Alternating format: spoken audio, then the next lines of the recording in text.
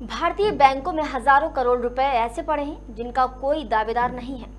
लेकिन क्या आपको पता है कि ये पैसा आपका भी हो सकता है? कहीं आप तो इस पैसे के कानूनी हकदार नहीं हैं? ये जानने के लिए आपको हमारा ये एपिसोड अंत तक देखना होगा। नमस्कार, मैं हूं आपके साथ रूबी और आप देख रहे हैं मुंबई महानगर। जी हाँ, भारतीय रिजर्व बैंक यानी आरबीआई ने बड़ी खुशखबरी दी है। ये खुशखबरी अनक्लेम्ड डिपॉजिट से जुड़ी हुई है। दरअसल अलग अलग सरकारी बैंकों में हजारों करोड़ रुपए की रकम का कोई दावेदार नहीं। अब आरबीआई इस पैसे को एक वेब पोर्टल की मदद से कानूनी हकदारों तक पहुंचाने का काम करने जा रही है। अगर आपके दादा परदादा अलग अलग बैंकों में पैसा जमा कर गए हैं और आप तक उसकी खबर भी नहीं है, अगर आप इस पैसे के कानूनी हकदार हैं तो यह अनक्लेम्ड डिपॉजिट आपको मिल सकता है।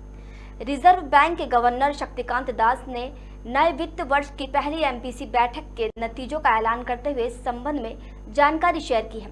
आपको बता दें कि हाल ही में सरकार ने संसद में जानकारी दी है कि अलग अलग सरकारी बैंकों में करीब 35,000 करोड़ रुपए ऐसे हैं जिनका कोई दावेदार नहीं है। इसके मुताबिक बैंकों ने आरबीआई को फरवरी 2023 तक का 35,012 करोड़ रुपए अनक्लेम्ड डिपॉजिट्स के रूप में जमा किया है। मार्च 2022 तक ये रकम 48,262 करोड़ रुपए की थी। अब ये भी जान लीजिए कि आरबीआई ने बैंकों में पड़े इन पैसों को कानूनी हकदारों तक पहुंचाने के लिए जो वेब पोर्टल तैयार किया है, आखिर वो है क्या? जी, ये बेनामी रकम अनक्लेम्ड डिपॉजिट में ना जाए, इसके लिए आरबीआई की ओर से क्रेडिट पॉलिसी बनाने की तैयारी की जा रही है। इस पॉलिसी के बारे में बताते हुए गवर्नर शक्तिकांत दास ने कहा कि हम ऐसे कई कदम उठा रहे हैं जिससे नए डिपॉजिट्स का पैसा अनक्लेम्ड डिपॉजिट्स में ना जाए। इसके साथ ही वर्तमान में मौजूद अनक्लेम्ड डिपॉजिट्स को भी इसके कानूनी हकदारों तक पहुंचाने के प्रयास जारी हैं।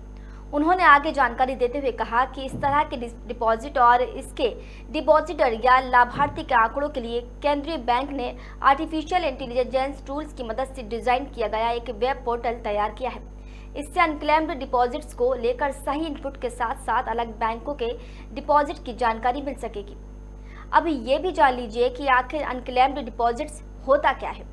जी, दरअसल अलग अलग बैंक सालाना आधार पर अकाउंट से रिव्यू करते हैं। इसमें ये भी पता लगाया जाता है कि ऐसे कौन कौन से बैंक अकाउंट हैं जिनमें किसी तरह का कोई लेन देन नहीं हुआ।